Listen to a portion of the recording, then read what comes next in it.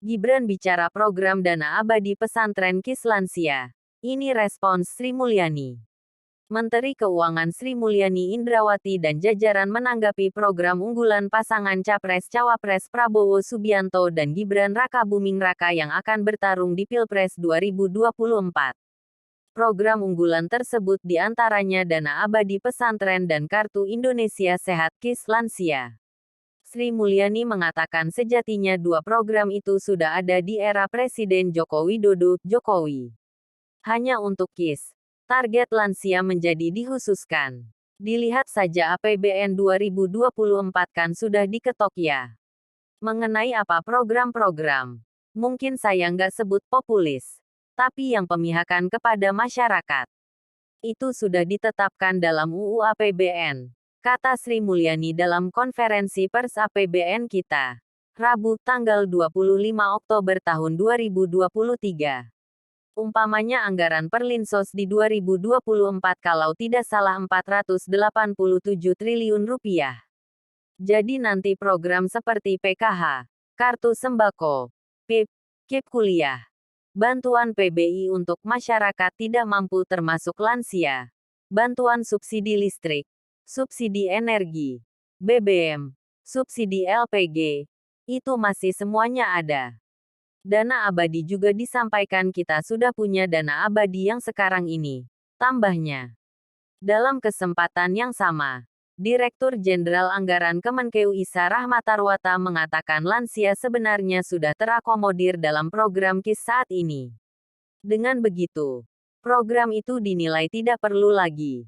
Isa menjelaskan para lansia dari keluarga tidak mampu sudah tercover dalam daftar penerima program Keluarga Harapan (PKH) alias Data Terpadu Kesejahteraan Sosial (DTKS).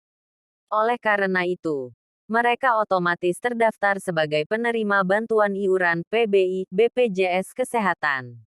Kalau kemudian nanti ada yang masih belum tercover dan sebagainya, itu sebenarnya adalah perbaikan pendataan yang akan kita, pemerintah, lakukan.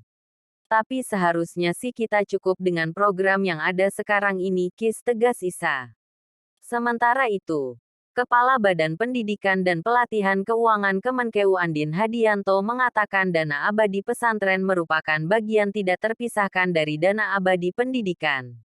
Ia mengatakan dana abadi pendidikan saat ini berjumlah 106,1 triliun rupiah.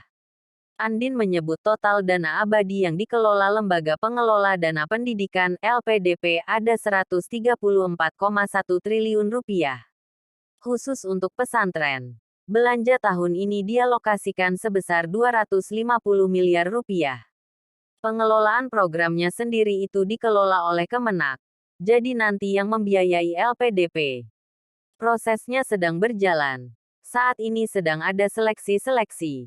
Tujuannya adalah untuk meningkatkan kapasitas dari santri dan juga para pembina santri. Seperti program persiapan beasiswa, multimedia pesantren, penguatan pengambilan fatwa, dan lain-lain.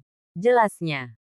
Sebelumnya, Gibran membocorkan beberapa program unggulannya jika terpilih yakni dana abadi pesantren berdasarkan mandat Undang-Undang Nomor 18 Tahun 2019.